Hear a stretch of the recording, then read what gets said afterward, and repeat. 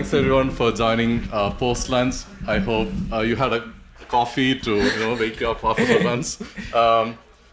About me, I'm Murali. I'm a security lead at Snap. I've been working in M&A for the past couple of years and other programs.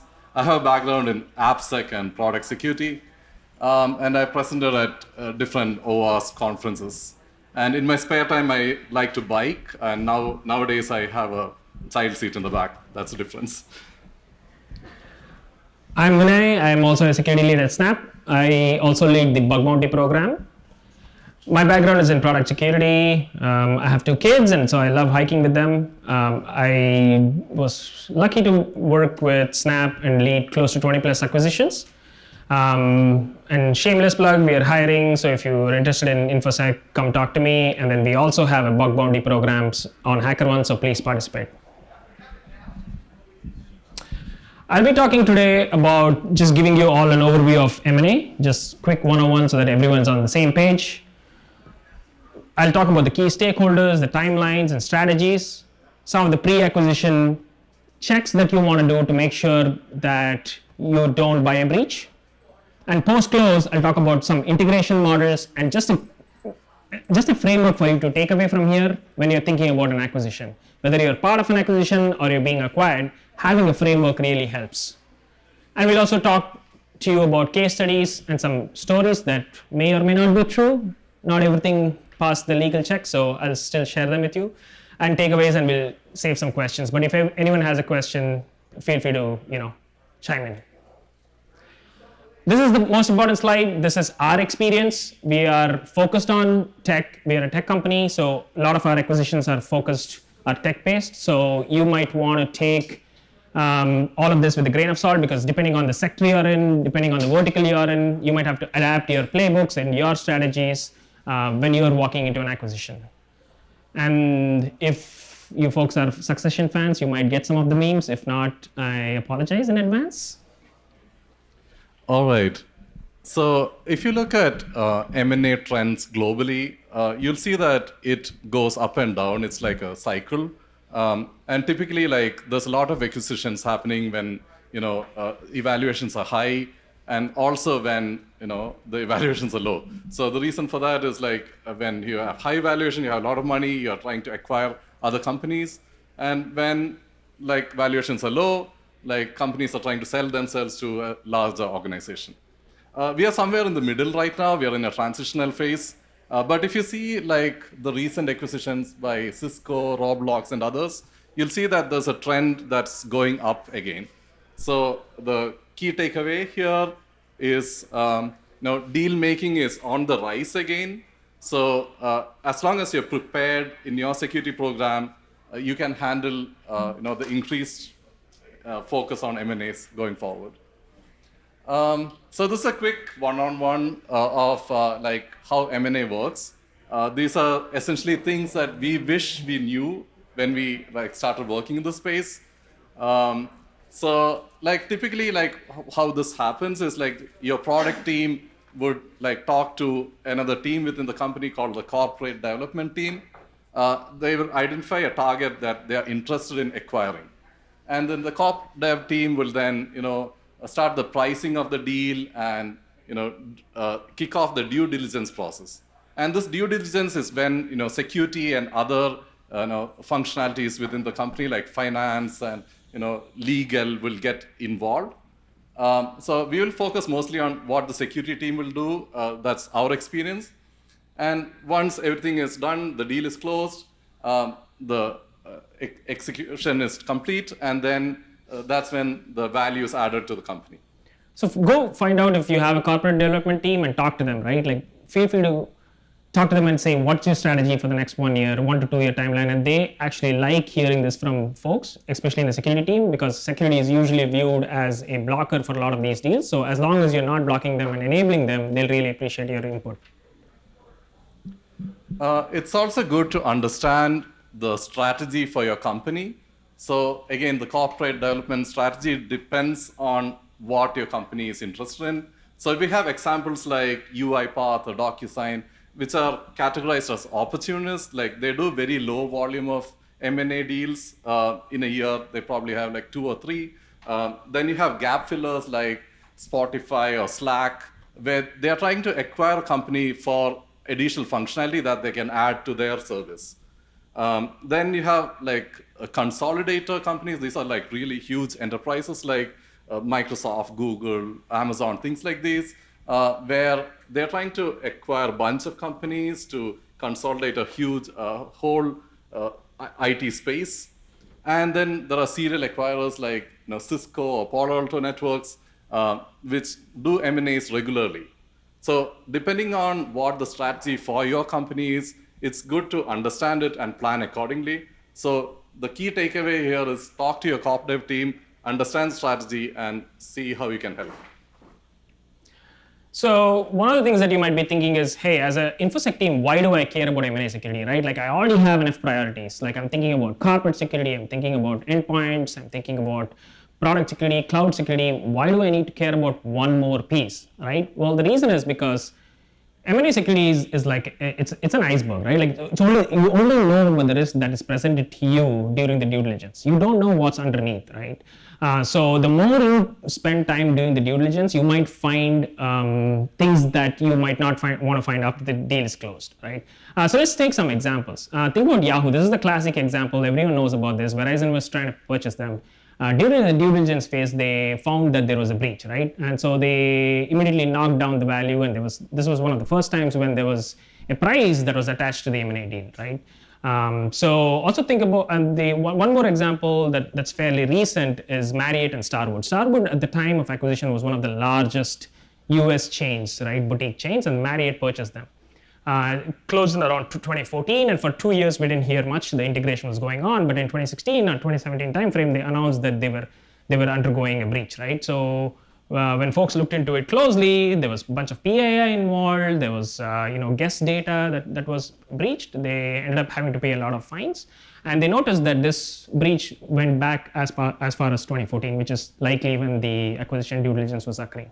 Again, this is not to point fingers or to say that, hey, these could have been avoided. It's more sort of to say that you want a high probability or a high degree of not wanting to buy a breach. So you're working with your business to say that, hey, we're going to do these processes and these controls. We are going to do a best effort to make sure that there is a lower probability of buying a breach. All right, so this is how we view M&A lifecycle from a security perspective.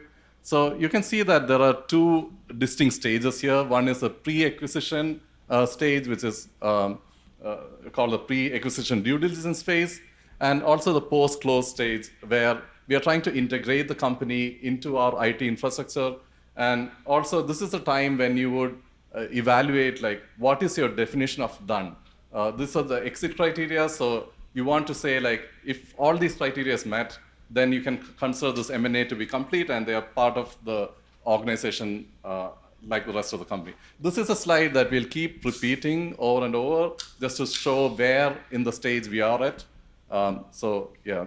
And main thing, one of the things that you want to take away from here is look at the compressed timelines, right? Like the pre-acquisition due diligence happens all within 0 to 8 week time frame. There are some complex deals. Sometimes it might extend into 16 weeks, but mostly it's a very compressed timeline, right? So you want to think about how you can evaluate and quantify risk within a small period of time. And also post-close, if you see, it's pretty open-ended. It just depends on the kind of integration. And we'll walk you through some of the different kind of integration models. And so it can last anywhere between 6 months to a year, or sometimes even longer, right? So think about your GitHubs or LinkedIns, which have been operating at arm's length. And so depending on the kind of integration models, you want to have a mental model so that you can figure out how you can plan headcounts, you can resources. All of this is really helpful for leadership who's looking for guidance from your team. So as an M&A security team, you really want to be very prescriptive and give them guidance so that they can plan for future. All right, so looks like we're all set. Let's go get the deal done, right? I'll hand it over for pre-acquisition to Murali. Yeah, so things are not that simple. So why do we do pre-acquisition due diligence? Like the main focus here is to understand the security posture of the company, and also to see whether there are any indicators of compromise. We are trying to do all this work to have a high degree of confidence that we are not really buying a breach.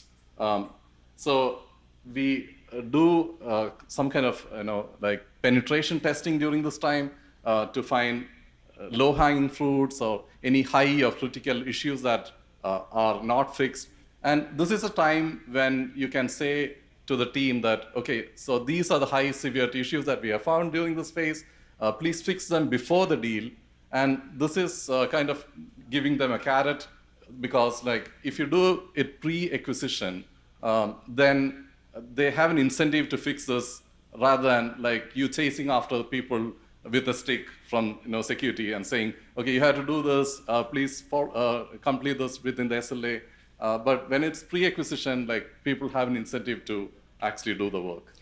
Think of yourself as going to a doctor, right? And then you're getting a security evaluation done. You're just getting an annual checkup done. So you want to just understand what's the security posture of this company so that you can then plan later for integration, right? If they're a fairly smaller size, they might not have the security resources of the team. So you might want to spend more time on them.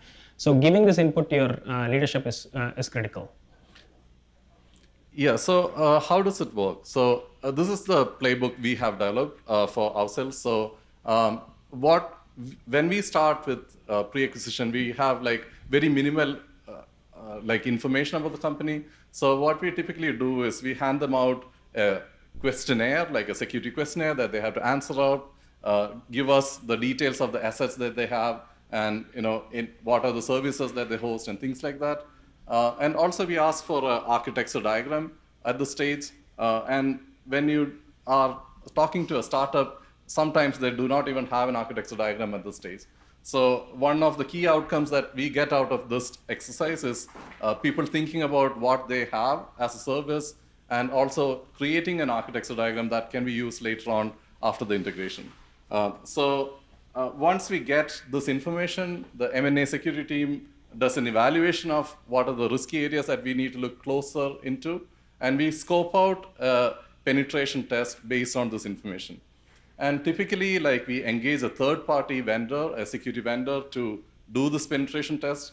The reason for this is many companies are reluctant to share their source code and their IP to the parent company, because what if the deal doesn't go through? Like they are worried about losing their IP. So to keep clear separation of duties, like we engage a third party who does the penetration testing within 2 weeks of time. Like it's a very compressed assessment. So think of it as like finding any low-hanging fruits. It is not a comprehensive assessment. And we go back. Yeah. Sorry, yeah. Okay. Yeah. So once we get the report from the pen test team, we look at the security findings, see which are the high priority ones, which we need them to complete and fix before the close of the deal. And we share the entire finding to the business so that they can make a risk-based assessment. So one thing that I've not talked about here is the compromise assessment piece, which is an alternate path. And Vinay will talk about it in the later slide. So what does a due diligence form look like? This is just a sample of what it looks like within our company. Like we ask them for an architectural review, we ask them for assets, their endpoints that are exposed to the internet, and their technology stack. So you can build it on your own. So this is what we use. And these are some of the activities that happen during the pre-acquisition. So we do an architectural review, understand their threat model. We do attack surface analysis of all exposed endpoints to the internet or their security stack, for example. We also do a source code analysis using the third party that I mentioned. Like we don't look at the source code directly to keep that separation of duties. And we do an infrastructure scan, again, with the third party, and a code-assisted pen test. Also, something that's like top of mind for everyone is the SBOM. Like, do they have open source components? Are they like patched correctly? Are they using the secure versions? Things like this. And another key takeaway here is to enable log analysis because we have acquired like a lot of startups in the past where the log analysis is not enabled. So if there's one thing you can take away from here is to turn on logs and look for security monitoring. So as you see, we're already starting to develop a picture, right? Like we're starting to develop a picture of the maturity model of the target that you're acquiring, and this will feed into your post-close integration models, right? So essentially, you're building, okay, what's their maturity? How much time should be spent on them? What resources? Which team needs to be involved? So if you look at something like a source code which is completely different from your stack, so you want to bring in an AppSec team quickly and say, hey, this is coming down the pipeline, right? So they'll really appreciate that input and heads up. And for tracking all this work, you can use your own project management system. We use Jira internally. So we have high-level tasks that can be assigned to individuals. Because we are working with very compressed timelines, we want to have tracking for each and every task that's going on. At the height of it, we were acquiring close to 2 companies a month, just because and again, these are of varying sizes. So somewhere like 10 people, somewhere like 50. So multiple people on the team were helping. So Murali was helping on one deal, and I was helping on another deal. So just to help it, keep it simple, use your own project management tasks. So what are some of the real world examples that we saw was while we were doing the due diligence, these are some of the scenarios that we were faced in and how sort of like we adapted to it, right? Like, so we were doing an assessment on one of the companies, and we saw that there were clearly indicators of compromise, and there was a ransomware event that had just occurred, right? So that was one scenario. There was another company that we were looking at buying, which had IP in a very sensitive space in the hardware space. And we got input from our threat intel team that there is a nation state that's also interested in this IP, right? So that sort of like raised some alarms for us. Some of the deals that we did, Snapchat is also in the hardware space. So we do acquire from time to time labs. There's a company that could be building a small chip. Again, these are not full-blown fabs, but they are small components. They have small manufacturing facilities. So that's a completely different environment for us, coming from a SaaS background. And sometimes there's just materially large deals involved, right? So one of the deals that we did was close to $500 million. The smallest deal we have done is at least tens of millions of dollars. So when you have deals that are that large size, your leadership wants a assurance of what is the security posture. So we decided to add a compromise assessment into this process, right? Compromise assessment is critical because it gives you a much higher certainty of indicators of compromise, especially when you're looking to closely integrate the company post-close. So I talked about like the most important objective is so that you don't immediately buy a breach, right? Because the day you close the deal, it becomes your problem. So one of the outcomes you want from a compromise assessment is make sure that immediately there is no ongoing breach, right? And other objectives are a lot of these companies may not have a dedicated security team. So you also want to evaluate their environment and have a baseline security standard set up even before you buy them, right? So those are the sort of like the primary and secondary objectives. And also once you can have endpoint systems or EDR installed on the networks of your target, you have a much easier integration process as you move in, because you are now starting off from at least having endpoint agents installed, right? So you know what's happening. So you have forensic analysis that can be done in case things go awry. So again, you have 4 to 8 weeks. What essentially you're doing is you're calling up either CrowdStrike or Mandiants of the world, right? And you're saying, hey, we want to do a compromise assessment. They come in, they deploy your endpoint agents. These are real-time monitoring agents. And you need about 4 to 8 weeks to pull the logs and do forensic analysis, right? And then you also get a baseline security of any misconfigurations at the network level or at the endpoint level. All of this is super helpful because you can get them to fix it before, because the moment the deal gets closed, a lot of hackers also look into and they start poking into the environment because it's Snapchat, right? So it does raise the level of sort of like due diligence for a lot of like hackers. Especially for Snapchat, this is very critical because we have a lot of customer data, and we are usually targeted by nation states, which means we have a high degree of sort of like security bar for ourselves. So some of the real world examples that I can think of that comes to mind when we did the compromise assessment is like, especially for EU, they were not comfortable with us going and installing endpoint agents because they were like, okay, this might be breaching our privacy, right? So you might have to work closely with your legal and privacy team to actually put a policy together, because a lot of time, other than the co-founders, there's not many people in the company who know about this deal, right? So it might raise alarms sometimes, and that might cause the price to fluctuate and things like that. So you want to really keep it just between you and the target's IT team, right? So you have to so these are kind of some of the things that you might not think about, but they're more nuanced. And some of the companies that we worked with didn't have an endpoint management system. So imagine walking into a company and saying, hey, we want to do forensic analysis, so we want you to install this script, right? That is in and of itself is going against your security principles, right? You don't want to give someone a USB and say install. But in this case, we just had to adapt it because they didn't have an endpoint management system. And then all this was during COVID, so this had to be done remotely, which means that you're actually doing, getting on a call with someone and saying, hey, please install this script, which is, for security folks should raise a lot of alarms, right? But you might have to do this. You might have to adapt to the situation. So that's sort of like the takeaway. A lot of folks had bring my own. They had a BYOD policy. We didn't have that, so we would see things on that we had to sometimes tell the people that, hey, your laptop is compromised. So just keep in mind that all these are different scenarios that can come through and how you can work. So if you have a playbook beforehand and you've thought through the scenarios, then you don't have to then rush during those compressed timelines of 4 to 8 weeks. And finally, we have a Beyond Corp, so all our identity is tied to SSO. So we don't have to really worry about who's in the network. Like you can't elevate privileges because it's all tied to Okta. A lot of companies that we bought, they were all VPN architecture, right? So the moment you're on the right network, you get different privileges. So having this in the mind is super critical, because then you would have to migrate them over to your network post-close.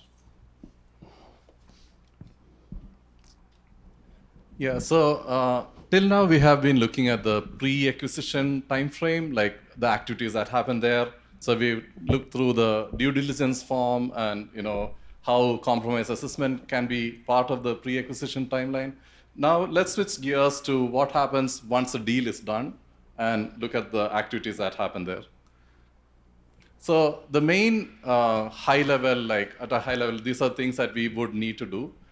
First one is to get an asset inventory. And at this time, you might be thinking we got the asset inventory from the due diligence form itself, so why are we doing this again? So the main problem with the due diligence form is that we are depending on people telling us what they have without actually verifying it. So what happens often is some people within the target company might have shadow IT running with their own machines, or they might have some cloud resources that nobody knew about. But once the deal is done, typically all the billing related information for those components will get transferred to your finance team. So if you work directly with your finance team, you can get a lot of information of where money goes, and you can just follow the money. The second thing that we would do is work with your corporate security team to install EDR agents and other monitoring tools on all endpoints. And finally, what are the outcomes from the deal? Are you planning to integrate with the existing service? Are you enhancing the service? So talk to your AppSec and your ProdSec team to figure out how to deal with new scenarios that are added as part of the deal. So these are some integration models that we come up with that work for us again. So what we do here is try to do a t-shirt sizing based on the type of deal and communicate to management how long the integration will take. So if it's a full integration and if the scenario is it's an acqui-hire, what we mean by acqui-hire is we are interested in the talent of the company, we're not really looking to integrate their services.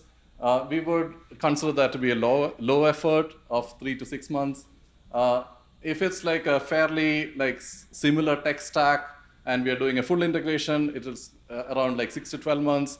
And if it is large and complex deals, it can go beyond 12 months up to 1.5 years. We also have scenarios where it's a limited integration where we keep the services running separately and there's API integrations between the two. That's again a medium effort.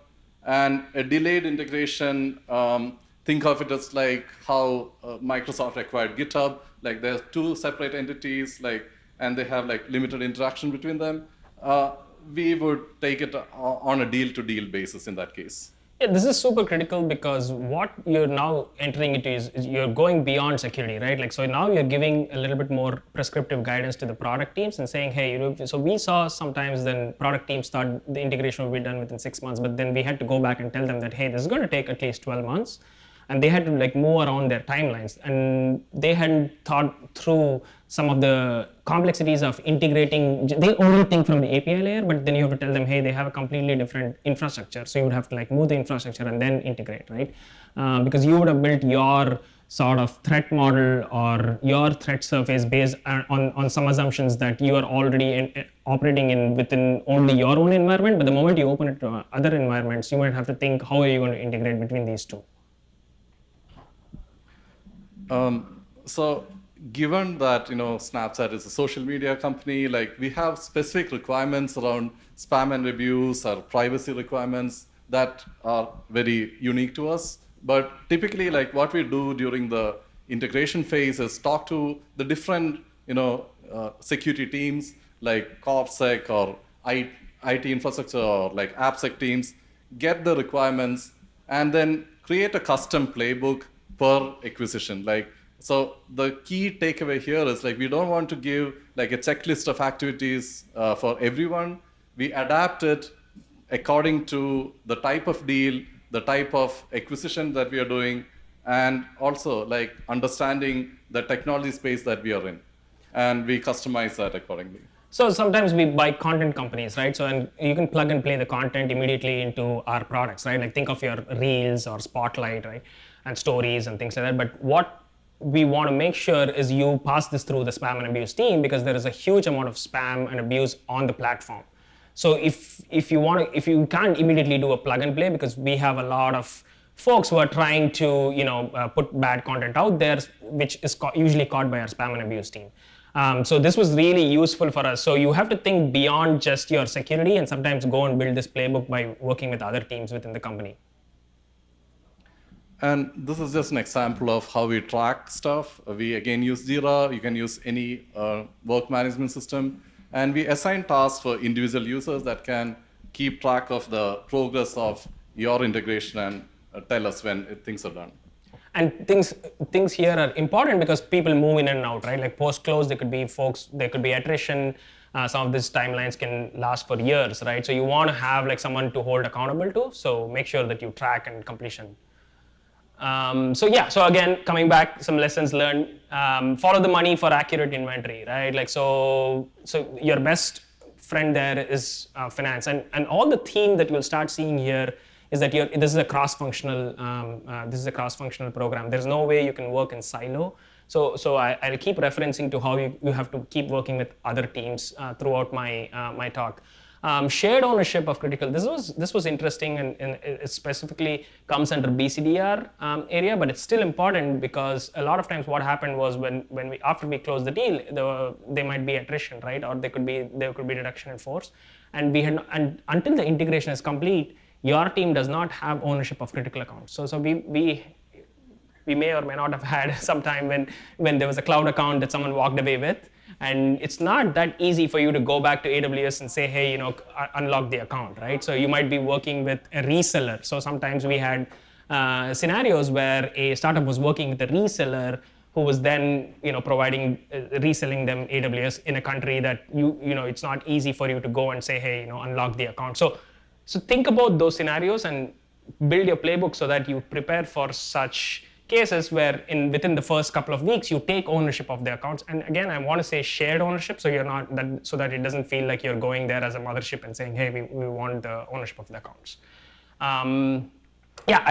Always adapt to your security requirements. It's a flexible playbook. Keep your playbook flexible, your requirements flexible. And finally, communicate as early as possible and as often as possible to both your leadership, the business, and the entity that you're acquiring. The more communication is had, you can prevent scenarios where you have ad hoc requirements. So no one should feel that you're walking and giving them a requirement that they didn't see. So another important thing to have when you're doing the post-close integration is to have a definition of done or your exit criteria. We don't want M&As to linger on for years and years. So let's look at a few examples. So imagine it's an acqui-hire. Then the exit criteria could be like all users are onboarded to the parent IT systems and the M&A services are deprecated. For a full integration, things could be like engineering systems are migrated, IT infrastructure is onboarded, and users are also onboarded. And for a partial integration, can be like IT is unified, but services are operating separately. So having this exit criteria will allow you to tell your leadership when you're done with a deal and when you can move on to the next deal. So again, tying it all together, so we looked at the pre-acquisition timeline, we went through the post-acquisition gap analysis and the integration roadmap, and also the evaluation of done or the exit criteria. So whenever we do an M&A, we always ask for customer feedback. The customer here is the acquired entity. So we typically ask 3 questions like, did this program help improve the overall security? And are there any specific feedback or suggestions that we can do to improve our program? And looking at feedback, so we have seen that for transparency, what we have done in the past is once we do the pre-acquisition penetration testing, we share the entire report to the team, and they're completely confused by this huge report that is coming in, and they want a more prescriptive guidance of what needs to be done. So we had adapted our program to give tracking tickets that they can import directly to their system with clear guidance of what needs to be done pre-close and what can be postponed to a post-close state. And also another feedback we got was during the post-integration phase, they wanted an overall timeline of how long things will take. So, and the different activities that are that they have to do to complete the integration. So having a Google Doc or some kind of document that tells the overall process was really helpful for them.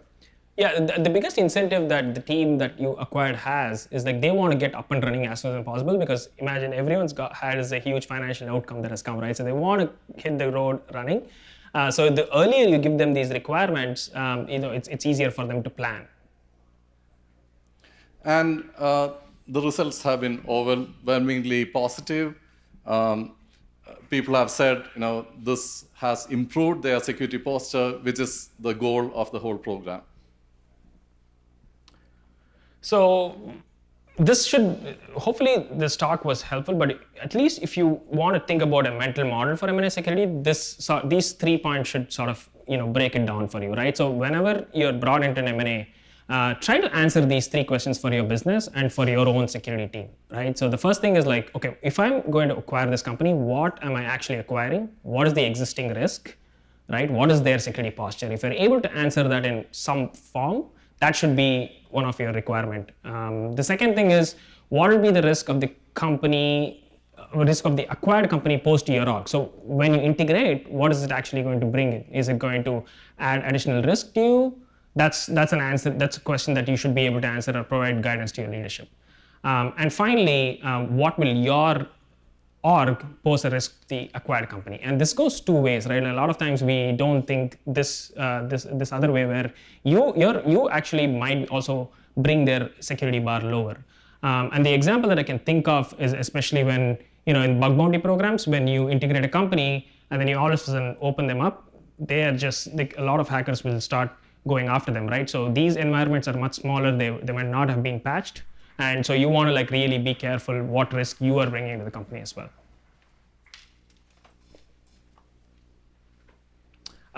So finally putting this all together, make sure that you're balancing both business and security priorities. Don't be a blocker, be an enabler. Think about what the business is trying to accomplish. Are they trying to keep some customer contracts, right? So the one example was where they just wanted to keep the customer contracts for about 2 years.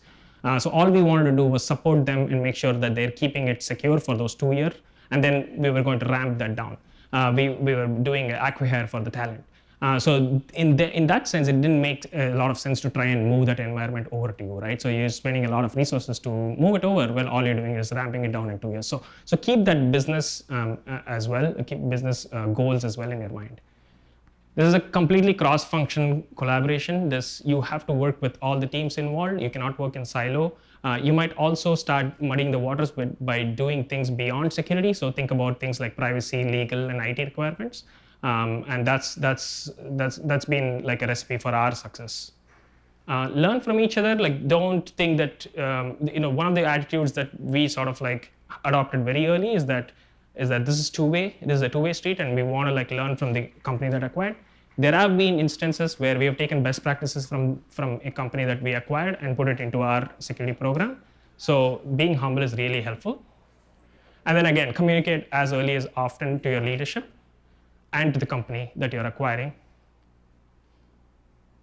Thanks so much for letting us present. This is our first time at LastCon.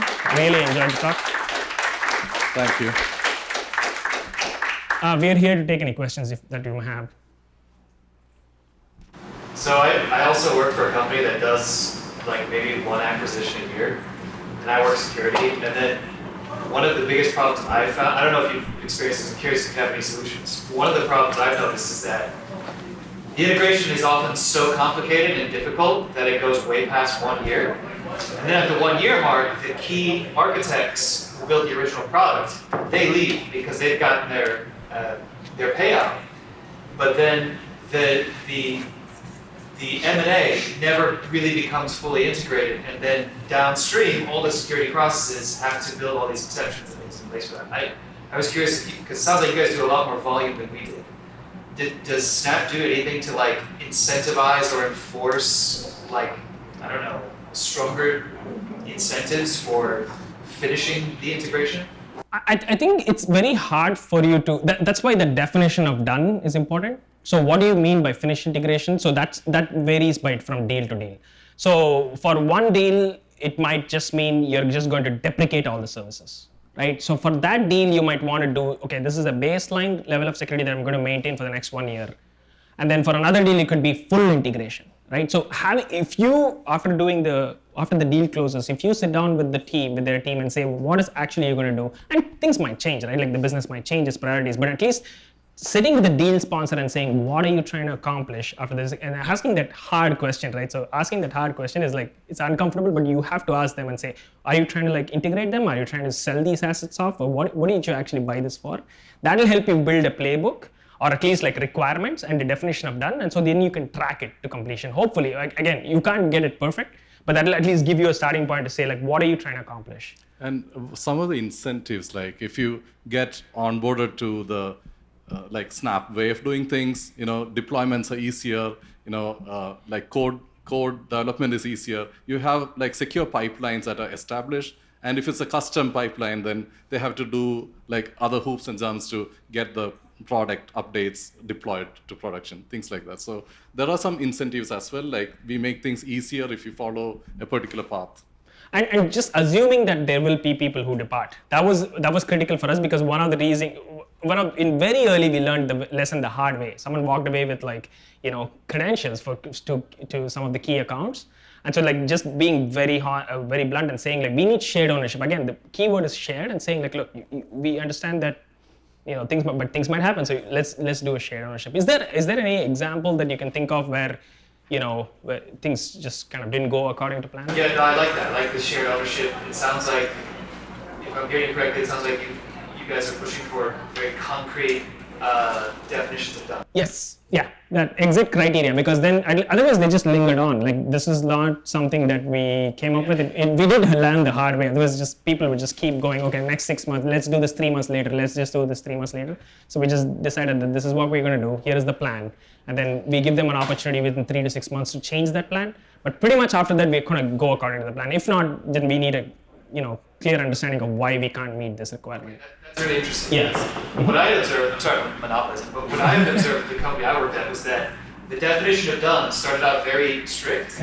And then about a year later, everyone wants to be able to say that it's done, but then they're like, there's some really hard tasks where like they don't want, like no one has the time or the time to do it, and so then their definition of done becomes softer, and then they say, actually, you know what, it's done. And then you know, several years later, certain integrations, which I would say are fundamental still. I mean, but thank you for that, for those ideas. So yeah, we can chat more offline. Sure. As well. Yeah, appreciate Like, yeah. Kind of a follow-up to that, if you consider building into the deal business case, is funding to embed a security SC from your org. Right? That's helped us a lot. Someone that already knows your security program, that can be dedicated to that project for 12 months, and then you can kind of pull them back into another one, or you can kind of cycle them through. That's something that's been super, super helpful for us. If you consider. That's an excellent suggestion. I think we might want to take that back. We typically have given guidance around headcounts. Like we just say like, hey, looks like this is going to add significant risk. We might want an extra headcount for InfoSec, but we haven't really thought about that embedded model. But I can see that that's going to be a lot of value as well. Like a product security person that's been with the org for a few years, maybe is a little burnt out by like, you know, the umpteenth SQL injection.